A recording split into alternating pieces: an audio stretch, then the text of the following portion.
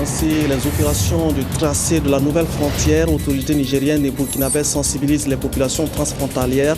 La redéfinition des limites territoriales entre le Burkina et le Niger ne devront pas affecter les populations qui sont appelées à coexister pacifiquement au-delà de la frontière. Et puis, éducateurs et entrepreneurs agricoles à l'école comme au champ, Martin Bagagna fait du bon travail. Les députés sont allés saluer son exemple de citoyen. Un festival de photojournalisme s'ouvre à Ouagadougou. Les communicateurs, les journalistes et le public sont invités à s'interroger sur le photojournalisme au cœur de la pratique journalistique. Madame, Messieurs, bienvenue aux actualités. Le promoteur de la ferme Fadima a reçu les félicitations du ministère des Ressources animales et halieutiques. C'était au cours d'une visite des couvoirs de la zone de Koubri. Cette initiative devrait aider à produire sur place des poussins d'un jour qui étaient jusque-là importés. Reportage de Nathalie Sawadougo-Nabaloum. C'est une infrastructure qui répond aux exigences de l'aviculture moderne. De ce grand bâtiment à plusieurs compartiments sortiront à peu près 1 500 000 poussins d'un jour par an. Une initiative privée qui a séduit le ministre en charge des ressources animales et halieutiques. Ce que nous avions simplement demandé, c'est l'accompagnement non seulement des partenaires techniques et financiers, mais l'engagement du privé afin que le poussin d'un jour, qui est la base de la production, que ce soit des pondeuses, que ce soit des poulets de chair, qui est la base de la production, que ce poussin d'un jour soit produit au niveau national. Cet ambitieux projet va être une véritable industrie avicole. Et le promoteur Maître Aruna Sawadgo y voit une bonne opportunité d'affaires, mais aussi une belle manière de se reposer après 31 ans de barreau. J'ai fait participer à un concours sur le plan mondial qui a été financé donc par le gouvernement hollandais. Et ce gouvernement hollandais, ce programme s'appelle le programme PSI. Et je crois que le Burkina, mon dossier Burkina a été retenu. Et à l'époque, je crois aussi qu'il y avait un dossier Burkina qui a été retenu sur le scanner. Et donc, le gouvernement néerlandais participait donc pour moitié. Et moi, je devais apporter quand même la moitié. Et en plus, j'ai des partenaires hollandais, je crois que c'est les premiers au monde qui ont créé même une race de poules qu'on appelle Isa Brown. Et c'est là que vous voyez les poules de couleur brune. Et c'est avec eux que j'ai décidé de monter quelque chose pour moi, pour mon pays. Par ce projet, le promoteur entend apporter sa pierre au développement du Burkina Faso. Et j'envisage qu'avec celui-là, on mettra en place un programme, si le gouvernement le veut bien. Nous pourrions mettre à la disposition des jeunes qui voudraient s'installer pour l'aviculture. On pourrait mettre à leur disposition des poussins. On pourrait mettre à leur disposition des terrains que nous en avons déjà et on demandera au gouvernement de participer pour les infrastructures. Les premiers œufs sont attendus d'Amsterdam et de Paris le 6 mars prochain et du 31 mars au 1er avril, les premiers poussins verront le jour. À présent, un tour sur un périmètre maraîcher situé aux abords du lac Bam. Une exploitation force l'admiration, c'est celle de Martin Bagagna, un enseignant en service à la circonscription de base de Kongoussi 3. C'est là un bon enseignant en service à la circonscription de base Kongoussi 3. C'est un bon agriculteur également, comme je l'ai dit en titre. Les députés, dans leur tournée, sont allés saluer cet exemple d'entreprise. Reportage Anna Lucie Kéré. Instituteur de formation, natif du Ziro, Martin Bagagna est affecté en 2002 dans la province du Bam. Il fait la rencontre d'un grand producteur. En 2003, soit une année plus tard, il effectue des démarches et finit par obtenir 1,5 hectare d'espace, 6 à la rive ouest du lac Bam pour la culture maraîchère. Plus de 10 ans après, le résultat est là, palpable. 12 hectares de terre emblavée en collaboration avec des chefs de famille. Il y a des gens qui s'occupent du contrôle et un employé qui s'occupe de la gestion des intrants, l'application, les pesées du haricot. Bon, s'il y a des ventes, quand je ne suis pas là, il fait le point et puis bon, je viens, on fait la situation et puis ça marche. Martin Bagagna était à la fois surpris et ému par la visite des députés membres de la CODE, la Commission du développement économique et de l'environnement, en séjour dans la province du Bam. Bien qu'il ne soit pas de cette commission, le député Ouedraogo était aux côtés des autres parlementaires pour encourager cet éducateur-producteur. Suite à des difficultés, la mariculture a connu un recul. Et la venue de cet enseignant a donné certainement un exemple et a sonné le déclic. Et effectivement, les gens ont vu qu'on pouvait relancer la mariculture. Et son exemple a attiré beaucoup de producteurs qui se sont confiés à lui. Et il les a accompagnés, bien sûr, en les organisant d'abord et en faisant recours à certains services techniques. Pour les députés, les initiatives comme celle de Baya sont à saluer car elles visent à accompagner les populations dans leur quête de mieux-être. Que retenir de l'année 2013 en termes de réalisation d'acquis et de défis relevés, mais aussi en termes d'insuffisance, de difficultés? Les élus consulaires, les chefs d'entreprise, les groupements professionnels et le personnel de la Chambre de commerce et d'industrie du Burkina Faso se sont livrés à cet exercice de bilan. L'ensemble de la communauté d'affaires et le personnel de la Chambre de commerce étaient encore appelés à faire des efforts pour envisager les grands chantiers qui s'annoncent pour l'année 2014. Nathalie Sawadogo Nabaloum. À cette rencontre bilan de la Chambre de commerce et d'industrie du Burkina, nul n'a voulu se faire compter l'événement. Élus consulaires, responsables des associations et groupements professionnels, chefs d'entreprise, personnel de la Chambre de commerce, femmes des marchés et arts de Ouagadougou, tous étaient présents. Un moment pour le délégué du personnel d'apprécier positivement les actes de la présidente depuis son élection à la tête de l'institution. Qu'à cela ne tienne, le personnel a soumis quelques doléances qui sont, entre autres, l'amélioration des infrastructures et équipements de travail, l'accompagnement et la facilitation des agents à l'accès à des logements décents. La présidente, toute émue, a félicité le personnel pour son ardeur au travail et a surmonté les obstacles. Elle a ensuite rassuré les uns et les autres quant à la prise en compte de leurs préoccupations. Nous avons au programme beaucoup d'activités. Nous avons entre autres le déploiement de la Chambre de commerce dans les 13 régions qui continuent.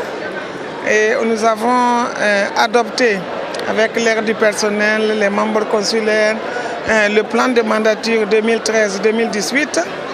Et nous avons la construction aussi de notre siège qui va commencer bientôt. Et beaucoup d'autres activités que nous espérons accomplir au cours de l'année 2014.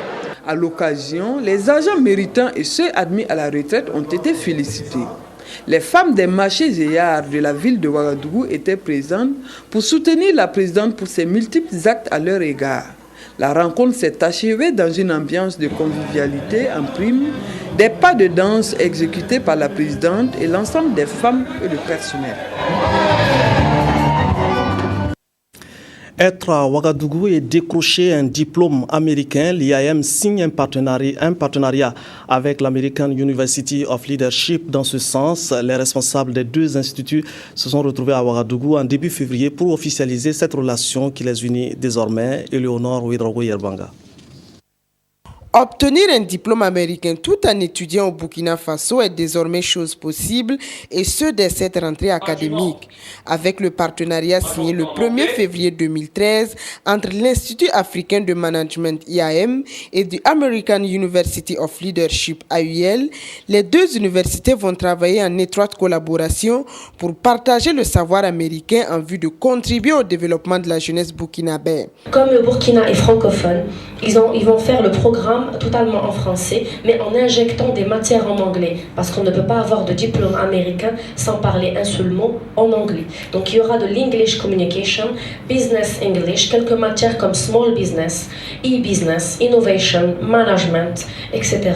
Pour la concrétisation du partenariat, l'IAM va bénéficier d'un accompagnement de l'AUL en ressources humaines et en modules. On a un groupe de francophones qui vont se déplacer ici pour enseigner la matière. Et une fois que l'étudiant passe ce cours, il y a la fiche de présence, il y a les notes, il y a tous les éléments, les examens sont scannés. Les cours sera en formation continue, donc les professionnels pourront venir le soir en présentiel ou en e-learning. Les étudiants, les jeunes aussi qui sont en formation initiale pourront bénéficier du programme. Avec ce partenariat, les étudiants de l'IAM peuvent donc, à partir de Ouagadougou, consulter la bibliothèque de l'AUL et même accéder au e-learning. Les populations situées le long de la frontière Burkina-Niger sont appelées à vivre dans la cohésion au-delà de la frontière qui va connaître un nouveau redécoupage. La redéfinition d'une partie de la frontière avait suscité des inquiétudes chez les populations. Les autorités nigériennes et burkinabées rassurent que les travaux de démarcation de la frontière ne vont pas affecter les populations. La mission conjointe burkinabé-nigérienne était à Kanchari et à Makalondi. Reportage de Salif Belem Junior et de Jacques Lamissa Tarpaga. Avec ses 56 000 habitants, la commune de Kanchari est située à la lisière de la frontière Burkina-Niger. Il en est de même pour la commune de Makalondi voisine, côté nigérien. Ici, tout le monde ou presque parle la même langue, le Goulmachema, et ce n'est pas une frontière administrative qui viendra les diviser. Au premier temps, vraiment, ça a des inquiétudes. Vraiment, comme on a dit, il y a des limitations. Donc, on va prendre une demi de leur champ. Il y a des Nigériens qui devront, donc maintenant, leur village sera au Burkina. Donc, ça, vraiment, il y a des inquiétudes par rapport à ça. Mais on souhaite que vraiment, entre Burkina et le Niger, comme un pays ami et frère, donc, Inch'Allah, que ça ne cause pas de problème. Si, il y a une inquiétude. Parce qu'on a des parents ou bien des frères qui résident au moins ici au Niger. Mais une fois fait la répartition, donc ils vont changer de place. Donc il y a les gens, il y a au moins leurs troupeaux ou bien des élevages que ces gens-là pratiquent. Donc c'est tout un problème. Mais au moins comme c'était un consensus entre les deux pays, donc ça c'est pas un problème. Par rapport à un nouvel tracé, en tout cas nous sommes d'accord. Il n'y a aucun problème par rapport aux Nigériens. Pour maintenir la vie paisible entre les populations, les autorités coutumières, politiques et administratives s'entretiennent avec elles. Nul ne devrait s'inquiéter de la nouvelle délimitation de la frontière. La frontière n'est pas et ne saurait être une barrière entre les populations riveraines. Elle vient préciser seulement les limites territoriales de chaque pays pour un meilleur exercice de sa souveraineté nationale. Il n'y a pas eu de perdant ni de gagnant. Aussi, il n'est pas question de déplacement de population ou de village. D'ailleurs, ce sont les mêmes populations, des frères et sœurs, qui sont de part et d'autre de la frontière. Ces messages d'amitié et de fraternité permettront aux équipes techniques d'entrer en action prochainement. Elles vont continuer la sensibilisation, recenser les populations ainsi que leurs biens et placer les bornes. En conséquence, toutes les personnes ou les biens affectés par les travaux seront dédommagés. Philippe Cardinal Ouédraogo revient demain de Rome. La communauté nationale et surtout catholique se prépare à lui réserver un bel accueil dans la cité de Saint-Pierre. Nos envoyés spéciaux Viviane Tenderbogo et Mathias Drabo sont allés à sa rencontre. Ils lui ont posé la question sur comment il aborde son ministère cardinaliste. Nous écoutons. Bonjour, s'il y a une question que beaucoup de Burkinabés se posent maintenant, c'est comment est-ce qu'on doit vous appeler? Mais la question que je pose à certains, est-ce que vous me voyez plus éminent qu'auparavant? Je suis toujours le même. Ceci étant, selon les habitudes de l'Église, on appelle les cardinaux éminence. Vous pouvez toujours continuer à m'appeler Père Philippe, mais selon la tradition de l'Église, on appelle les cardinaux éminence, on leur attribue ce titre, ou Monsieur le cardinal. Alors de façon simple aussi, Philippe cardinal Ouédraogo. Beaucoup du diocèse de Ouagadougou n'ont pas pu faire le déplacement de Rome pour le consistoire. Ils sont mobilisés pour vous attendre. Comment vous appréciez cette mobilisation des catholiques comme des non-catholiques à Ouagadougou? Tout d'abord, je voudrais remercier tous ceux qui ont fait l'effort pour consentir des frais énormes pour pouvoir faire le déplacement de Rome afin d'accompagner leur nouveau cardinal. Je remercie donc le président de la République qui a certainement favorisé la venue d'une délégation guidée par le ministre des Affaires étrangères. Vous m'apprenez qu'à Ouaga, on m'attend avec beaucoup d'enthousiasme, chrétiens et non chrétiens. Je tombe des nues, je suis étonné, édifié de cet enthousiasme que j'ai constaté depuis la nomination le 12 février dernier, aussi bien de la part des catholiques que des non-catholiques. Voilà, la première édition du festival de photojournalisme s'ouvre à Ouagadougou sous le thème « Le photojournalisme au cœur de la pratique journalistique ». Au programme de cette manifestation, des débats sur des sujets interpellateurs, mais surtout des récompenses de meilleures œuvres photographiques. Claudine Bikaba. Que ce soit cet enfant talibé couché sur le banc, ces vieilles dames assises à même le sol et celles autres dans les ordures ou ces bébés dans le site minier, les photographes de presse font un travail remarquable dans les organes de presse. Un travail qui n'est pas toujours reconnu à sa juste valeur, d'où la création du FESPHO, Festival de photojournalisme. L'idée de créer ce festival est venue d'un constat très simple. Parce que je suis moi-même formateur en journalisme, donc j'ai voyagé beaucoup de pays. Et je me suis rendu compte que chaque fois qu'on fait appel à des experts, à des professionnels, pour former des journalistes, pour renforcer la capacité des journalistes, on se retrouve généralement face à des rédacteurs. Donc, comme si le journalisme se réduisait seulement aux rédacteurs, alors que le photographe de presse et le journaliste travaillent en tandem. Cette première édition est placée sous le thème « Inscrit le photojournalisme dans la pratique journalistique ». Plusieurs sujets seront abordés, mais celui qui semble intéresser bon nombre de personnes, c'est bien la question de la régulation. L'instance de régulation s'est sentie beaucoup interpellée, dans ce sens que la protection de l'image, surtout de l'image des enfants dans la presse, constitue une prérogative du CSC.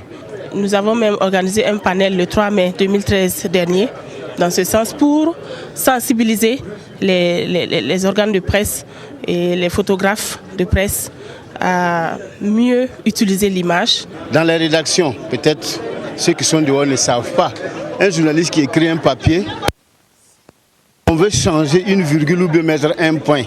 On le consulte avant de l'enlever ou bien de le placer. Mais en photo de presse, ce n'est pas chaque fois comme ça qu'on te consulte même. Vous proposez, mais c'est la hiérarchie qui choisit. Le FESPHO, selon son initiateur, est un cadre créé pour mener la réflexion autour du métier de photographe et comment lui permettre d'occuper la place qui est la sienne dans les rédactions en améliorant le travail des journalistes. Au cours de ce festival, il y a l'exposition des œuvres, les débats et la remise des prix aux 3 meilleurs lauréats qui aura lieu ce 26 février. Voilà, la semaine dernière, Bagré et Ouarglaï étaient bien animés avec l'arrivée de la caravane Affaires publiques.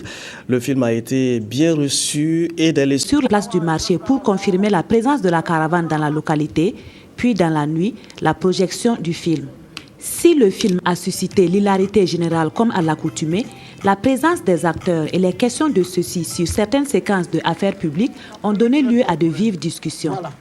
Des prises de position de part et d'autre, et certains cinéphiles vont jusqu'à proposer des scénarios avec des préférences pour certaines séquences. À travers Affaires publiques, nous constatons un peu certains dysfonctionnements de notre administration. Ils sont présentés à travers des rôles incarnés par des acteurs de talent. Et ça permet de conscientiser les agents de l'État. C'est vrai que certaines solutions sont trouvées de façon facile, mais dans la réalité, la situation n'est pas aussi simple que ça. Et je voulais surtout peut-être faire des propositions. Vous savez, Affaires publiques, la plupart du temps, ne présentent pas même les difficultés de fonctionnement de notre administration. Le manque de moyens des agents pour pouvoir satisfaire nos usagers. Donc il faudrait peut-être que dans les prochains épisodes, que l'on fasse ressortir aussi cette situation, les difficultés que rencontre l'administration dans son fonctionnement. Ouarglaï a été la dernière étape de la caravane dans le centre-est et cette tournée a eu pour but de rapprocher le film Affaires publiques et les acteurs des cinéphiles.